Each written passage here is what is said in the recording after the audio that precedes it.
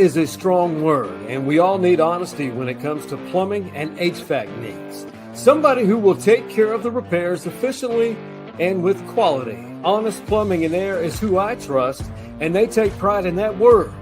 Honest Plumbing and Air, where a handshake still means something.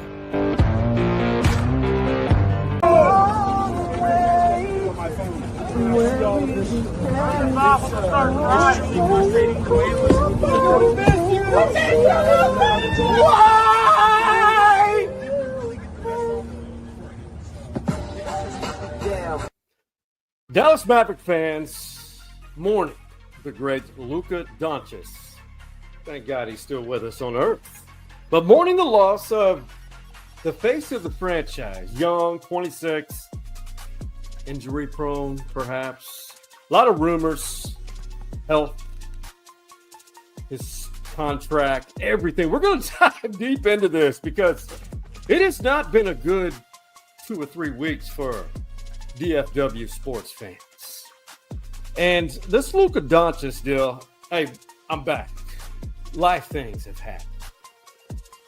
It's inevitable. It's been a while. It's been over a week since I've had an episode of Stories Inside the Man Cave podcast. Thank you for being patient, following along, and if you would, give us a follow on all of our social media platforms, Facebook, IG, X, YouTube, and TikTok. And by the way, on YouTube, you get to subscribe for free. It's a great deal right now in economic hard times. And big shout out to each of our sponsors, Saxton State Farm, Dirty Martin's Place, iconic Austin original, Hargrove Roofing, know who's on your roof, and you truly do. And of course, Honest Plumbing and Air, where a handshake still means something, and that does truly mean something. It's priceless. So coming up on Let's Talk About it, DFW sports fans have seen better days. And we're going to figure out why this Luka Doncic deal, the trade, I mean, it literally forced me off of my seat late Saturday, as did to a lot of people. This installment of Let's Talk About It is dedicated to all of you in the Dallas-Fort Worth Metroplex. Luka Doncic and why the Mavericks and Cowboy fans may be okay. Let's talk about it.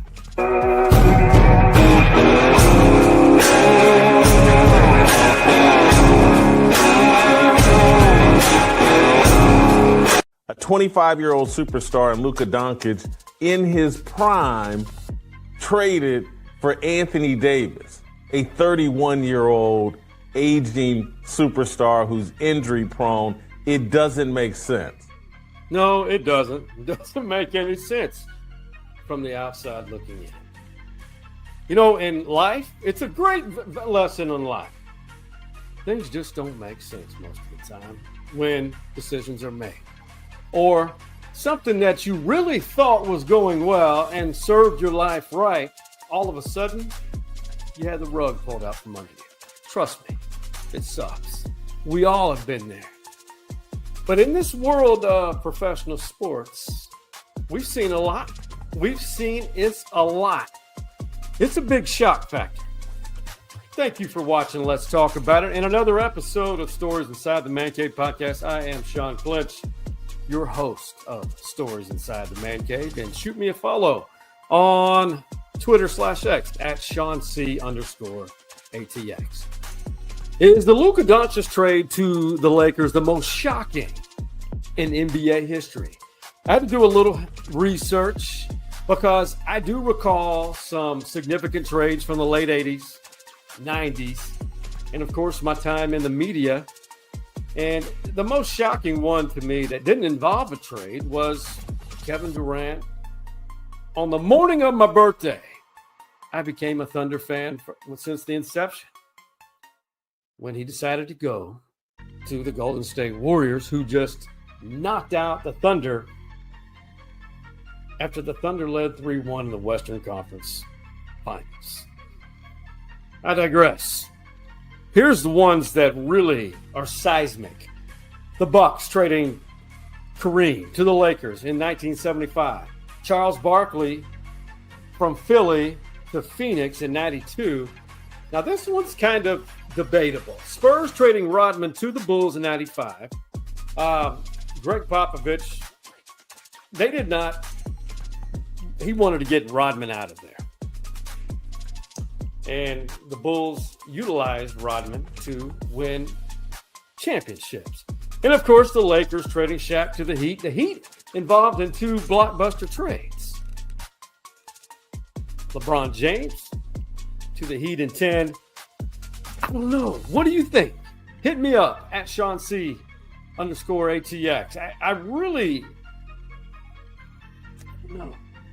I don't know. So that leads to the question, why would Dallas give up Doncic to LA for Anthony Davis, which is the premier piece of the trade?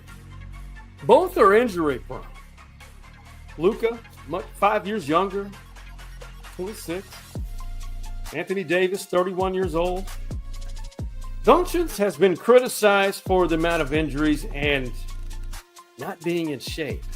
Well, if you dig deeper into it, the Mavericks have had an overhaul of their strength and conditioning staff, I believe, over the last 3 years.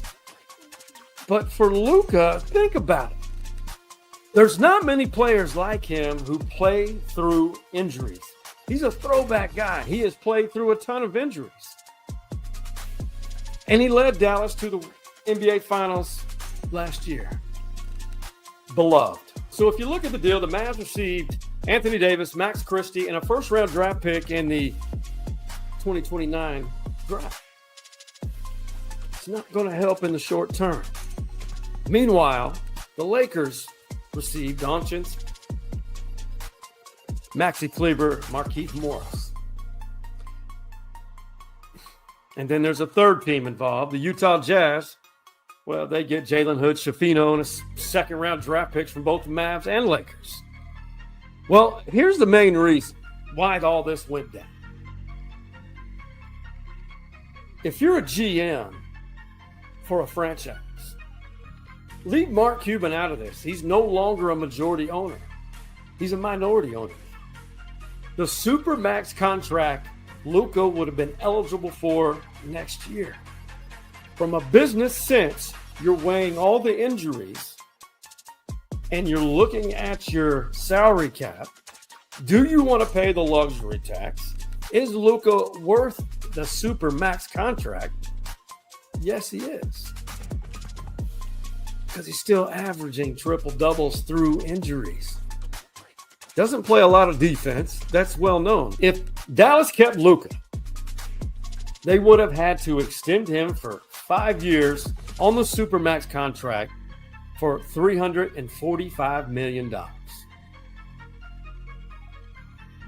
Now that they cut that, traded him for some assets too, gave away a few, the Lakers only have to pay him now next year if they keep him. Max contract. 5 years, $229 million. That's a $116 million difference. Lakers got a bargain. Lakers got a bargain. So when you really look at this whole deal, I think the Mavericks are going to obviously be in a better position to move up in the Western Conference standings. The LA Lakers are going to benefit. What's up, Laker fans? I'm in LA. Excited to miss you all. And Luka is already in LA.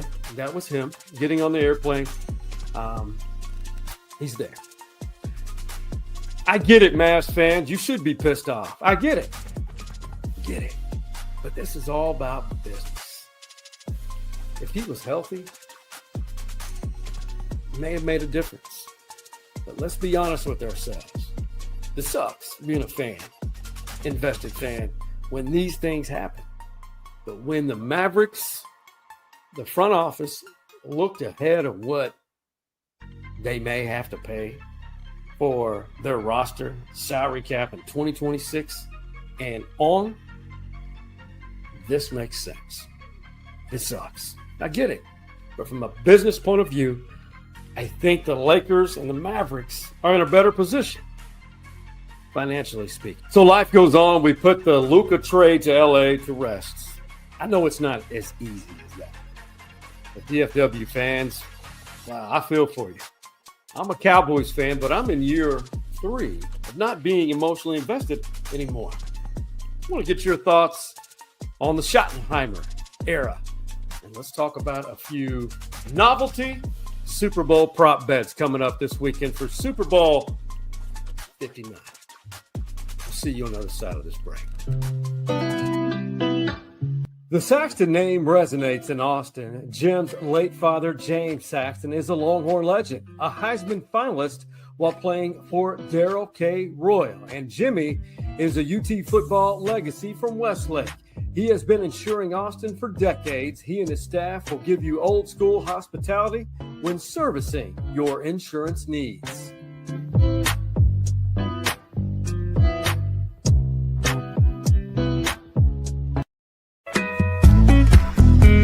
The Bully is a cozy Austin original bar and grill that feels like home. Boulevard Bar and Grill, nestled into this Northwest Hills strip mall, recently celebrated 2 decades. The drink prices are like going back to 2004. It's where familiar faces gather and everyone knows your name. The Bully family are also friends of the Stories Inside the Man Cave podcast. Boulevard Bar and Grill on Far West Boulevard in Northwest Austin.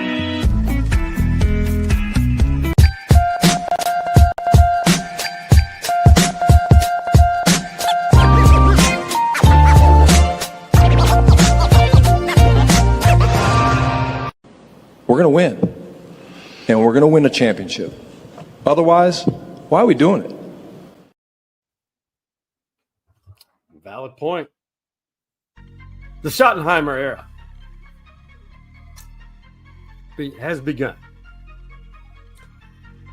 I don't have much to say about it, but I'm over it. Life goes on. We can criticize Jerry Jones till we're blue in the face, and until the sun comes up the next day, nothing's going to change. The young Schottenheimer, for all we know, could be the next great young head coach. But we know a major reason why Schottenheimer was selected, promoted to be Mike McCarthy's successor. Think about it for a second. One factor. A Jerry Jones guy. He's not going to not play a role in decision-making, football operations. Jerry is going to Jerry. Who knows? We may all be wrong about this. You never know. Younger coach. The one thing I do like about that, young blood. Younger, not retreads from around the NFL.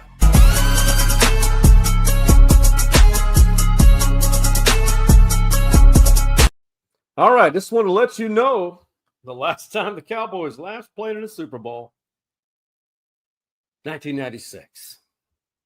Permanently etched in this side of my brain and your brain, everybody's.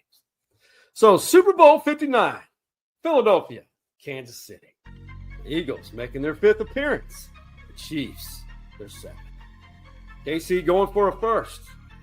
First time to three-peat. It's hard to do. But how has Kansas City done it?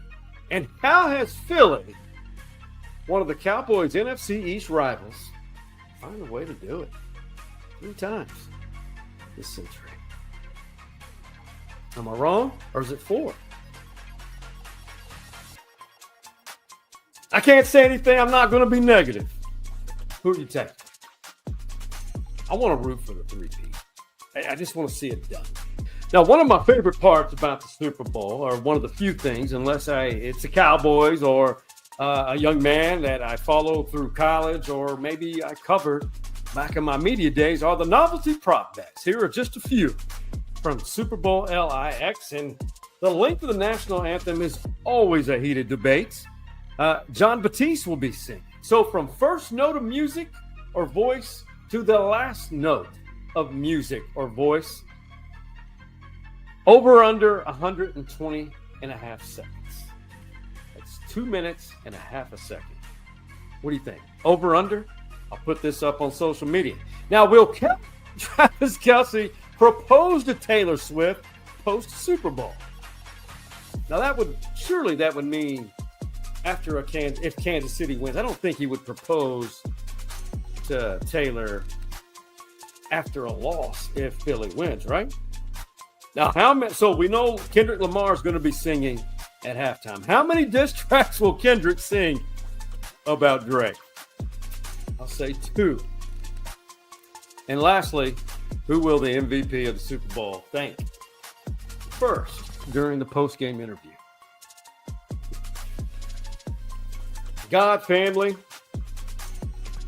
the opportunity, adversity, my lovely wife, kids, whatnot. I want to hear what you have to say. I want you to predict all these on the Stories Inside the Man Cave Facebook page, Twitter, and on Instagram. Hey, Ben, tell me something good. Oh, we love positivity, and that's how we roll inside the Stories Inside the Man Cave. We got to end on positivity. Beautiful. The beauty of where we live is the simple fact, the climate. Cold weather, gloomy skies are depressing. Seasonal change.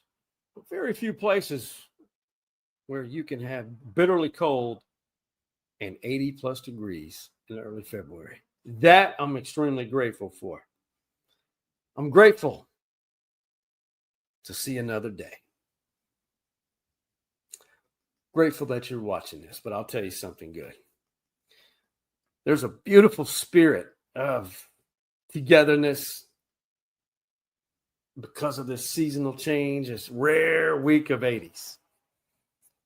Embrace it. This life is too short not to appreciate just stepping outside. I know it sounds like I'm preaching, but man, I'm grateful for the smallest of things, and so should everybody. My apologies to you, each of you DFW sports fans. It is never good when you talk about losing your favorite players, your face of your franchise, and the hiring of a coach you didn't want to be head coach. But you know what? Anytime we have an opportunity to dish out an episode and talk about the great world that is sports and life in general, it's always good to talk about it.